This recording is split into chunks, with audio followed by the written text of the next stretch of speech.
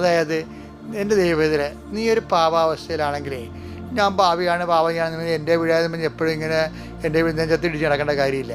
നീ എന്ത് ചെയ്യണമെന്നറിയാം, അതാവും പശ്ചാത്താപമൊക്കെ ഉണ്ടാകണം. പക്ഷേ നീ ദൈവസ്നേഹം, ഞാനേ കുമ്പസാരിക്കാൻ വരുന്നവരൊക്കെ ഞാൻ പറയേ ദാറ്റ്സ് ഓക്കെ. അതൊക്കെ നിങ്ങൾക്ക് ഇങ്ങനെ കുറേ പാപങ്ങൾ റിപ്പീറ്റ് ചെയ്യുന്നുണ്ട്, ഐ നോ ഇറ്റ്.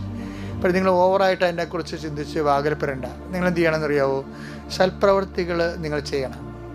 ഇരുട്ട് കൂടുമ്പോൾ നമ്മൾ എന്ത് ചെയ്യണത്, ഇപ്പോൾ രാവിലെ ഭയങ്കര ഇരുട്ടല്ലേ രാവിലെ, പക്ഷേ സൂര്യൻ ഉദിച്ചു വന്നപ്പോൾ ഇരുട്ട് എവിടെ പോകുന്നത് കണ്ടില്ല. അതുപോലെ തന്നെ പാപത്തിന് സംഭവിക്കണേ. അതേ ക്രിസ്തു ഉദിച്ചു കഴിഞ്ഞാൽ ക്രിസ്തുവിൻ്റെ നാമത്തിൽ സൽപ്രവൃത്തികൾ പെരുകി പെരുകി പെരുകി വരുമ്പോഴേ പാപത്തിൻ്റെ ഇരുട്ടുകൾ മാറി മാറി മാറി വരും. അപ്പോൾ നിങ്ങൾ ഇരുട്ടിനെ ഫോക്കസ് ചെയ്യേണ്ട, വെളിച്ചത്തെ ഫോക്കസ് ചെയ്യണം. പാപത്തെക്കുറിച്ച് കൂടുതൽ ചിന്തിച്ച് വിഷമാകേണ്ട, സൽപ്രവൃത്തി ദൈവസ്നേഹ പ്രവൃത്തികൾ വർദ്ധിപ്പിക്കണം. അപ്പോൾ താനെ പാപം ചെയ്യാനുള്ള പ്രവണത തന്നെ